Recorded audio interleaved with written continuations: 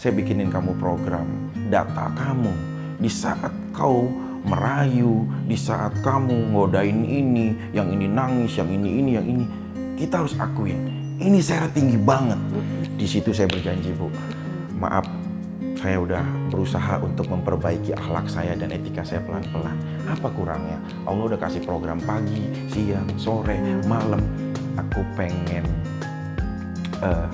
jadi seorang komedian yang memang belajar membuat sebuah lucu, tidak mengorbankan perasaan orang lain.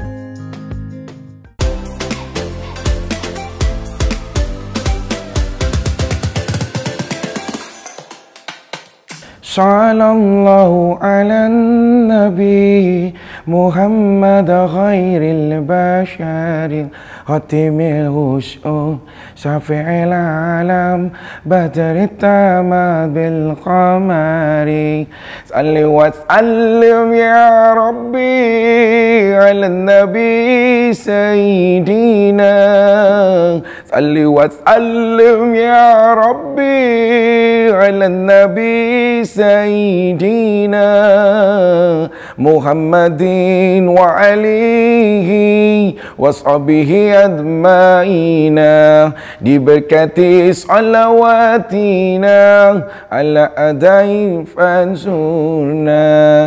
Fik, suara kamu bagus banget ya ternyata ya. Alhamdulillah, Bu, namanya belajar. Orang baru tahu dong ya di program itu ya kalau kamu bisa ngaji ya. Selama ini kan taunya yang ya gitu. Cuma baru pertama kali awal tahu itu, Bu, memang di program Oke Bos. Waktu itu nggak sengaja juga, kita ngundang Abizar, putranya almarhum Ustadz Al-Jabri Al-Bukhari. Nah, terus ditanya-tanya, terus Vicky juga bisa selawatan. Coba dong Vicky selawatan, kan Vicky pesantren juga. Nah, akhirnya di situ, Bu.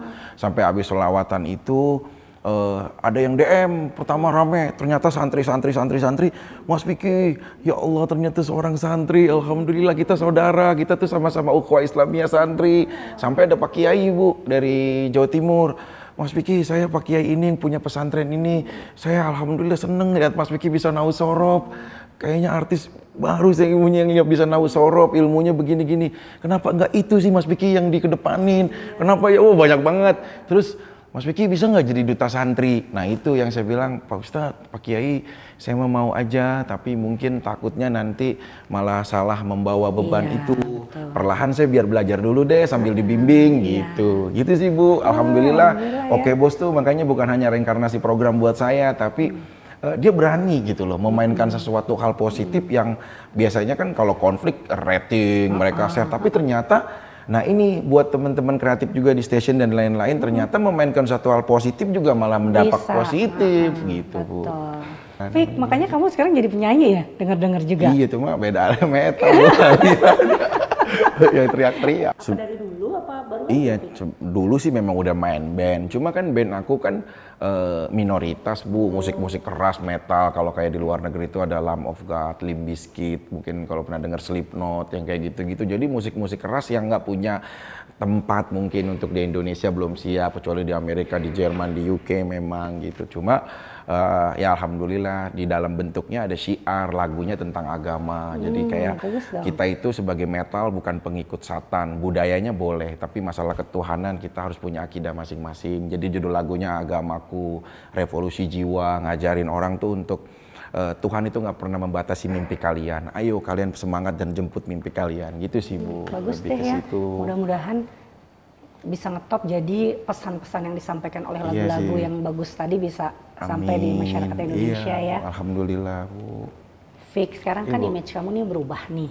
Jadi positif nih gitu. Dulu kamu tuh kan masuk ke dunia entertainment dengan image yang negatif. Kamu sengaja membuat positioning seperti itu. Nah, menurut kamu gimana sekarang?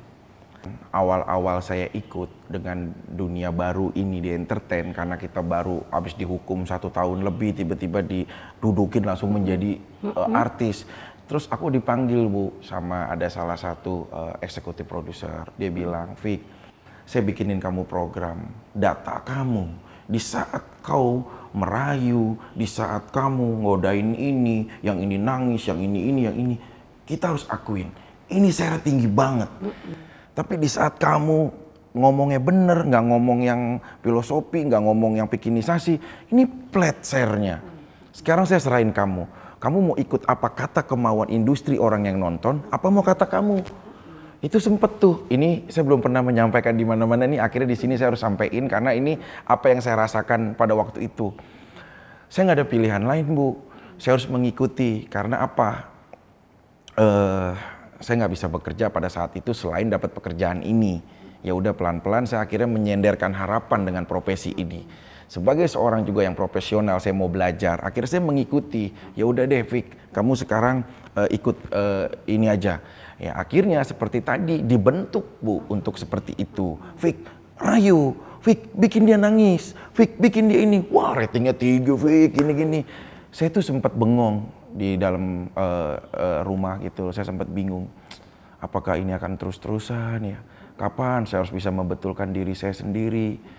Anak-anak juga makin lama usianya makin besar, makin bisa menilai. Tapi saya butuh ini. Ya udah deh, saya ikhlas aja deh. Yang penting dengan apa yang saya lakukan, dengan hasil yang baik, bisa membawa stasiun TV-nya jadi lebih bagus, bisa juga menggaji karyawan-karyawan. Saya mencoba berpikir belajar bijak aja, Bu, pada saat itu. Nggak apa-apa deh, Allah Maha Tahu. Suatu saat saya pasti yakin bahwa saya nggak seperti itu. Gitu. Cuma saya nggak bisa melawan keadaan, Bu. Kamu juga kan kerja kan juga untuk mencari nafkah untuk anak-anak juga, ya, untuk keluarga. Untuk keluarga, untuk semua. Saya pikir adalah perilaku jihad kecil saya untuk cari nafkah buat anak-anak saya. Mungkin Allah akan adil menilai ini. Cuma pandangan manusia itu kan nggak bisa kita atensikan, Bu. Tolong dong, aku udah baik nih, aku udah nggak bisa. Jadi mereka terserah menilai sampai pada titik balik. Aku ternyata seorang pesantren, santri, bisa ngaji, terus juga udah mulai baik. Nah, saya udah mulai akhirnya mengkontrol diri. Akhirnya Allah, ini kali ya doa aku yang lama, tapi baru dijabahnya kenapa sekarang ya gitu. Mungkin Allah punya rencana lain. Nah akhirnya dengan itu akhirnya jadi ke diri kita, Bu. Oh ya, aku nggak mau sembarangan lagi untuk membantu orang. Kan dulu ada aja cewek nangis-nangis, bantuin aku pengen ini. Aku bilang deh jadi pacar dia, padahal enggak. Settingan. Gitu. Iya kayak gitu, Bu. Karena kita sayang, dianya nangis-nangis pengen ternyata dia suka sama kita, juga ada berharap sesuatu yang dia iniin. Akhirnya saya ikut. Nah sekarang saya udah enggak itu. Saya udah bisa memaintain diri saya. Apalagi begitu kemarin yang Pak Kiai, terus Pak Ustadz yang saya nggak pernah harapin, Kiai besar sampai WA saya. Pakai Haji Ainul Yakin sampai WA saya putranya Kiai Haji Abdullah Syafi'i. Bangga saya. Kamu menjadi seorang santri di pesantren milik almarhum papa saya. Terima kasih ya Vicky. Di situ saya berjanji, Bu. Maaf, saya udah berusaha untuk memperbaiki akhlak saya dan etika saya pelan-pelan. Apa kurangnya? Allah udah kasih program pagi, siang, sore, malam. Bahkan tinggal pilih mau yang ini, mau yang itu. Masa kita harus mencari cara dengannya seperti itu lagi? Nah itu sih, Bu, ada titik balik. Cuma kita nggak tahu kapan akhirnya Allah memberikan hadiah melalui program ini. Gitu, Bu. Aduh, jadi terharu saya. Fik, adanya titik balik ini, banyak masyarakat yang masih menganggap kamu negatif, ya, atau sebetulnya semuanya udah mengerti bahwa oh ternyata Vicky itu sekarang udah positif ya. Ya. Sekarang, Bu, kalau saya bercerita, satu yang nama labelnya atau berjudul manusia satu pun tidak pernah ada yang lolos dari pro dan kontra, dari pendapat positif dan negatif, siapapun itu. Maaf, even pemuka agama sekalipun, even dia orang yang berprestasi sekalipun, pemimpin negara, pemimpin dunia, semua pasti akan punya pro dan kontra yang nggak bisa kita hindari. Cuma tinggal lihat kadarnya gitu loh. Kalau dulu kan kayaknya aku baca komen tuh kalau habis syuting, Vicky ngapain, gak seru. Tapi pas sekarang mereka malah ya alhamdulillah, Bu, 80% tuh komennya positif semua. Negatifnya cuma satu yang dia bilang, Vick, saya tuh udah tahu kamu tuh seorang pesantren dan pesantren ilmu agamanya ada. Vick, saya udah tahu kamu tuh emang lucu banget ya ini. Cuma satu, Vick, setia. Kalau kamu udah bisa menunjukkan ini, kita akan satu suara mendukung. Ada gitu loh. Jadi memicu kita. Tapi itu doa baik. Doa baik. Ya itulah, Bu, kita nggak bisa bendung pendapat orang lain untuk kita gitu sih, Bu. Aku mah ya berjalan aja dulu. Vick, ya, Bu. Kan kamu tadi ceritakan titik balik kamu ada di program Oke Bos. Ya.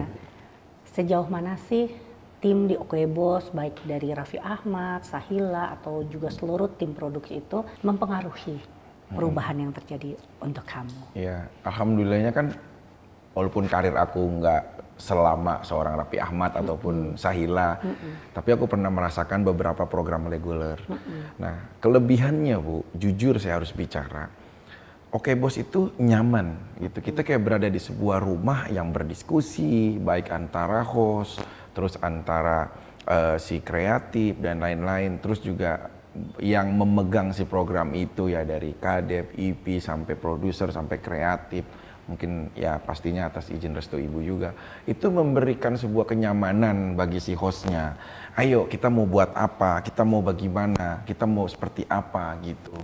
Nah itu jadi membuat kita itu merasa memiliki, sayang gitu loh dengan program ini. Karena bukan hanya kita bicara nominal dan matematika kerja, tapi bicara tentang bungkusan karya yang kita tonton untuk jutaan orang gitu loh. Nah itu sih Bu. Terus kalau Raffi, my brother, Raffi Ahmad, my John, dia itu plusnya selalu berdiskusi, tidak merasa menang sendiri. Dia, bro, menurut lu bagaimana? Kita mau bikin apa ntar? Lucunya bagaimana? Nanti kalau gue begini, kita begini ya. Kalau ada cerita si bintang tamu ini, nah kayaknya ini kita bikinnya harusnya begini gitu. Dia berbagi gitu. Terus ya nyaman sih, maksudnya kita juga nggak ada yang beda-beda, semuanya sama ya, satu meja, satu bangku, satu apa. Jadi kita tuh semuanya nggak dikastakan lah gitu. Ya udah, walaupun ya mungkin dia berhak aja untuk melakukan itu gitu loh. Tapi ya udah asik aja. Cuma memang kalau kita bekerja dengan seorang Raffi Ahmad, ya saya langsung cerita luas ya Bu. Harus kita menganggap dia itu suka bercanda gitu. Kadang-kadang tipis membedakan mana nih orang lagi serius apa bercanda, yang mungkin ibu juga kan kenal juga gitu loh. Nah makanya kita kalau syuting, kalau di dalam ruangan ataupun di backstage-nya, jangan pernah masukin hati bercandaannya itu gitu loh. Kadang-kadang malah kayak, hey, ngapain makan? Itu makanan gua. Lu gitu-gitu itu ya kita harus ini sih gitu. Kalau Sahila itu lucu sih. Dia dia juga pengalaman pertama jadi seorang host gitu, co-host, tapi dia bisa mampu membawa pelan-pelan karena mungkin dia di dunia acting, dia pengen jadi presenting juga kan. Dan perkembangannya sejauh ini bagus dan kita kerjasama banget, teamwork banget. Mas Vicky, ya, dulu kan sebetulnya kan awal-awal kan Mas Vicky kan jadi bintang tamu ya. Kok tiba-tiba bisa jadi co-host tetap? Iya sih Bu, awalnya itu program Oke Bos itu Raffi Ahmad, Sahila, Kenta Bu, harus yang jadi co-host si Kenta yang gendut itu Bu, yang dari Jepang. Nah tiba-tiba aku bintang tamu. Nah kalau aku Bu menganggap ini mau pilot kek, mau bukan program aku kek, setiap aku di kamera ini berarti etalase aku untuk menunjukkan kemampuan aku. Betul. Gitu. Jadi aku udah main explore, wah seru, apalagi ketemunya Raffi, udah dangdung bangung. Nah besoknya aku udah nggak berpikir apa-apa Bu, tiba-tiba ditelepon sama produsernya, kemarin manajer aku, Mas Vicky mau nggak diminta jadi co-hostnya? Oke Bos lah, bukannya kita kemarin udah syuting, iya tapi sekarang jadi co-hostnya terus. Ya alhamdulillah deh gitu. Ya akhirnya ya itu Bu, perjalanan ketemulah sama Bu Mita, kadepnya, terus udah sama Pak Yanto ketemu, akhirnya jalan dan akhirnya ya seperti tadi. Ini ya, kesempatan yang aku udah nggak punya program lagi tuh Bu. Habis perceraian itu kan udahannya nggak enak ya Bu. Banyak masyarakat menilainya juga nggak bagus ke aku, pro kontra lah gitu loh. Tapi kondisinya di situ malah aku lagi nggak punya program. Benar-benar kosong ya. Kosong, nggak punya program, cuma bintang tamu sama off air. Tapi akhirnya ya udahlah, mudah-mudahan ini akhirnya hadiah dari Tuhan yang kita nggak duga-duga. Nah pas dikasih itu ya akhirnya aku tunjukin, mulai ini harus aku jadikan program awal kebangkitan reinkarnasi aku. Alhamdulillah Bu, akhirnya sampai sekarang. Ya. Maaf ya Kenta, tapi kan nanti kita bisa ketemu program lain lagi. Mas Vicky kan sekarang udah dibilang udah masuk dalam jajaran artis yang punya nama besar nih. Alhamdulillah Bu. Masih ada nggak yang ingin dicapai dalam hidup ini, dalam karir khususnya? Kalau manusia kan memang dikasih selalu memiliki ketidakpuasannya Bu, untuk mencapai sesuatu tujuan, dan orang yang berprinsip atau dia memiliki jiwa yang keras memang harus punya target gitu. Cuma kalau untuk di dunia karir aku sih ringan aja sih Bu. Aku pengen jadi seorang komedian yang memang belajar membuat sebuah lucu, tidak mengorbankan perasaan orang lain. Itu yang lagi aku bikin.